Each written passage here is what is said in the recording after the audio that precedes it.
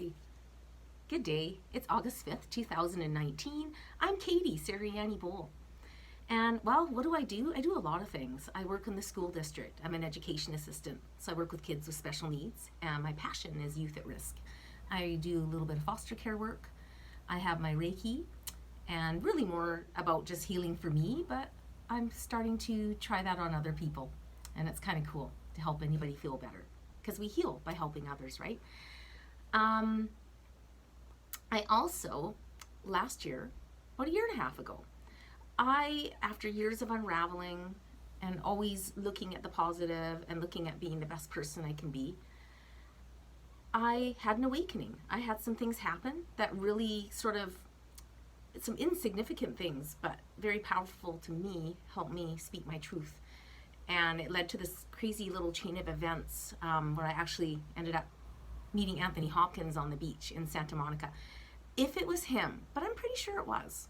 But more on that later, because I'm going to be doing a bunch of these. So my friend said, you really need to tell this story.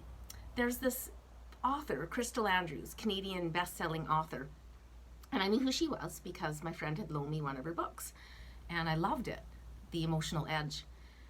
And she had a quiz from it featured on Oprah, Take the Emotional Age Quiz, about being in your daughter energy, your woman energy, or your mother energy.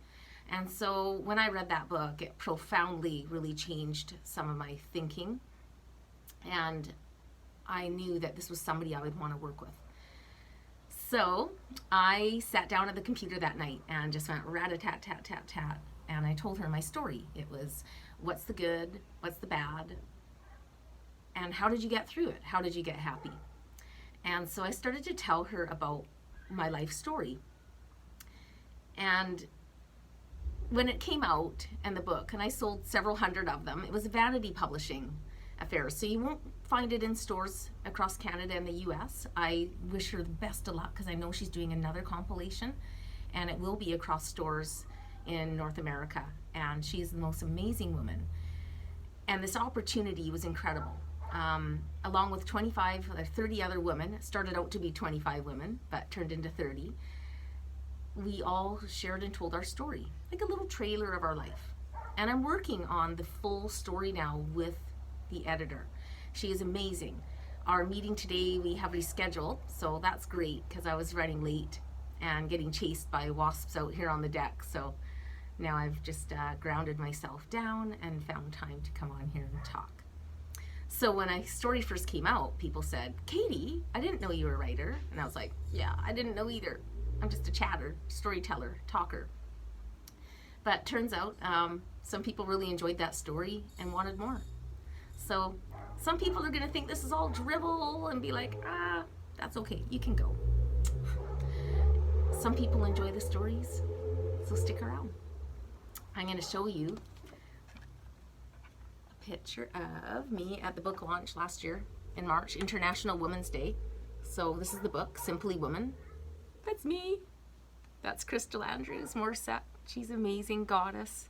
She has a SWAT Institute and helps women from all over the world with counseling and empowerment coaching.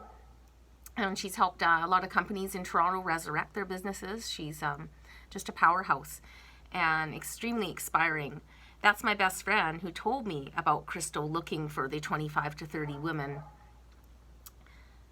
with a story of triumphing and overcoming the odds. So thank you, Rhonda. So then, in her book, Find Waldo. Oh, there I am. And I have 11 pages, my own published chapter. But that's kind of old news right now because I've only got like 17 books left. I'm done. I've sold them at markets and through Facebook, and my story was really well known in this town. My parents were sort of some unsung heroes. They didn't know that. They were just doing their thing. They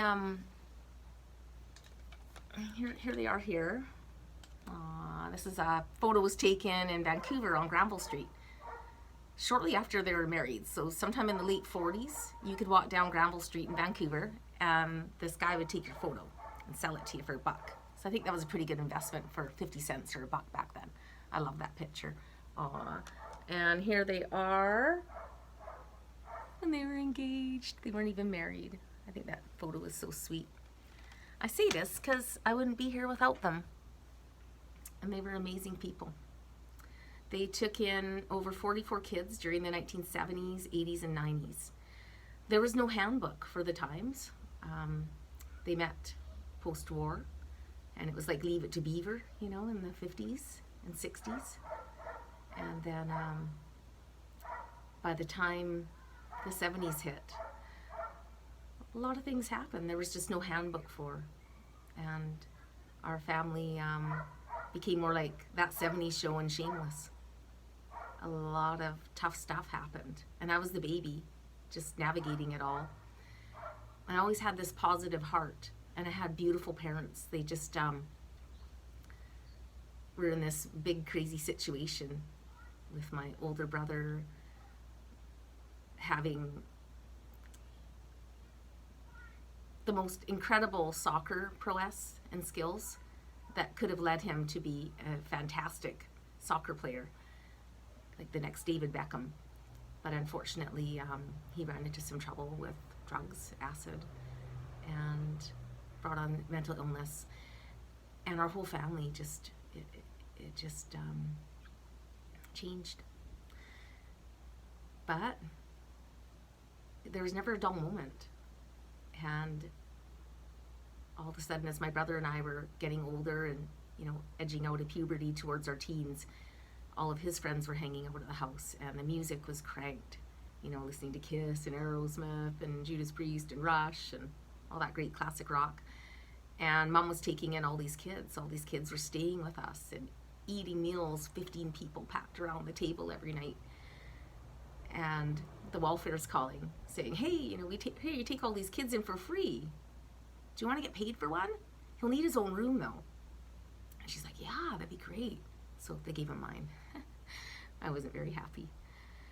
And slept on the couch for 8 months. And I donned a hoodie and, you know, kind of became a naughty kid and skipping out and doing that. But through the years of my parents helping others, they started to heal, and we all started to heal.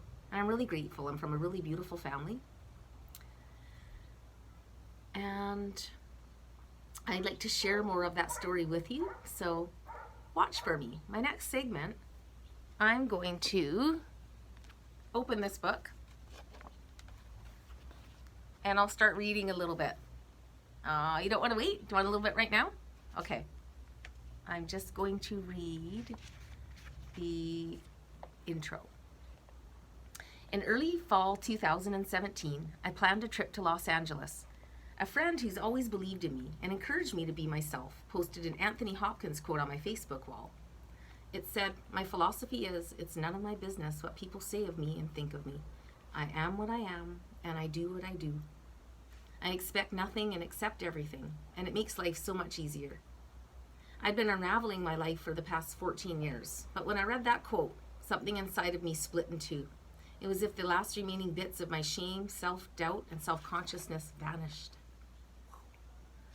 The night before I left, I looked up at my bedroom ceiling and said, Universe, I'm open to infinite possibilities on this trip.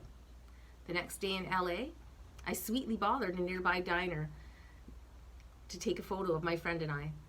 That older sunglass photographer was none other than Sir Anthony Hopkins himself, in the flesh.